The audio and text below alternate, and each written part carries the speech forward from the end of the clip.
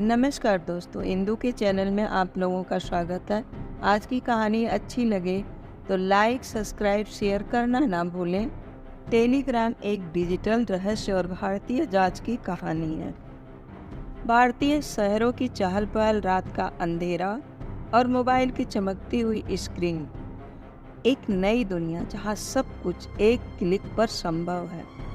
लेकिन क्या आपने कभी सोचा है कि इस दुनिया के पीछे छिपी हुई काली परछाइयाँ क्या हैं?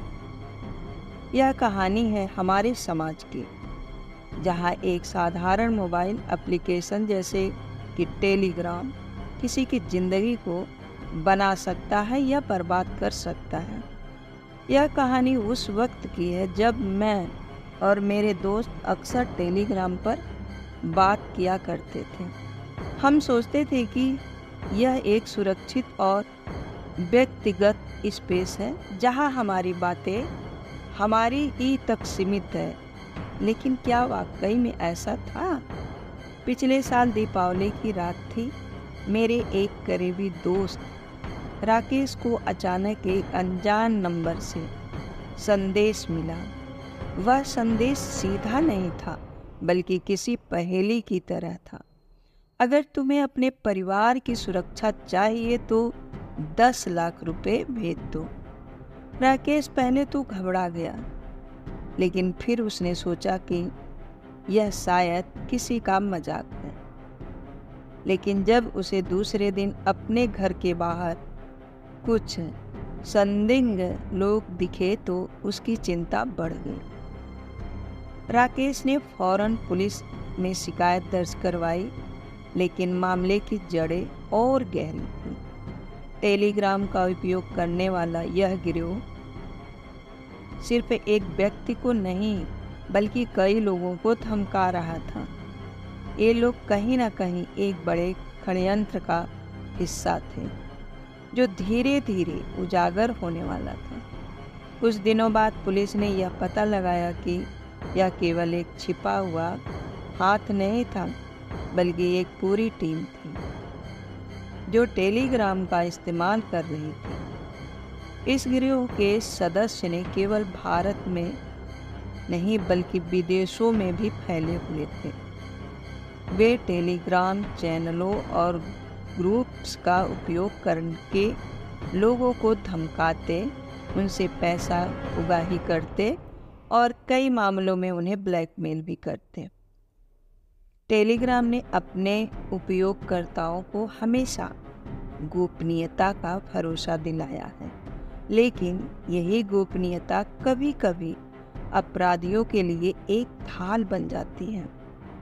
टेलीग्राम के ग्रुप्स और चैनल में एक साधारण संदेश के जरिए सैकड़ों लोग जोड़ दिए जाते हैं। वहाँ उन्हें जुआ, सट्टेबाजी और कई अन्य अवैध गतिविधियों में शामिल किया जाता है। यह सब इतनी चुपचाप और सलीके से होता है कि किसी को कानों कान खबर तक नहीं होती।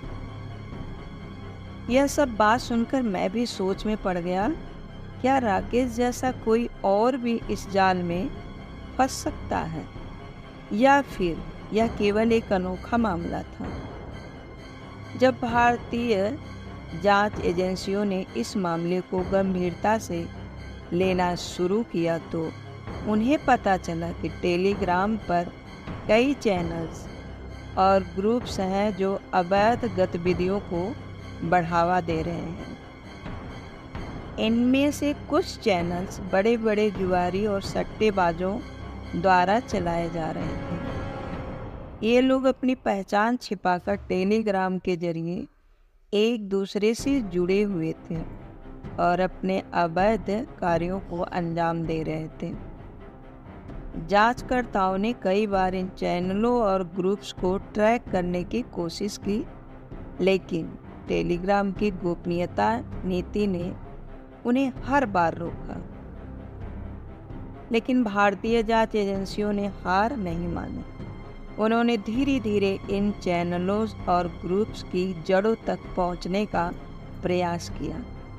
जांच के दौरान यह पता चला कि यह गिरोह केवल जुआ और सट्टेबाजी तक ही सीमित नहीं था, बल्कि वे लोग किसी न किसी प्रकार से कई निर्दोष व्यक्तियों को ब्लैकमेल कर रहे थे। वे उन्हें धमकाते और उनसे धन उगाही करते। राकेश जैसे कई लोग इस जाल में फंस चुके थे और भारतीय जांच एजेंसियों ने इस पूरे मामले का पर्दाफाश करने का निर्णय लिया। आखिरकार कई लोग की गिरफ्तारी भी हुई और कुछ बड़े नाम भी सामने आए जो इस षड्यंत्र के पीछे थे। यह कहानी केवल एक डिजिटल एप्लीकेशन की नहीं है, बल्कि उस समाज की भी है जिसमें हम रहते हैं। टेलीग्राम जैसे एप्लीकेशन हमें कई सुविधाएं प्रदान करते हैं, लेकिन इनकी गोपनीयता का दुरुपयोग भी हो सकता है। राकेश की तरह हमें भी सतर्क रहने की ज़रूरत है। अगर हमें कभी कोई संदिग्ध संदेश मिले तो उसे नज़रअंदाज ना करें।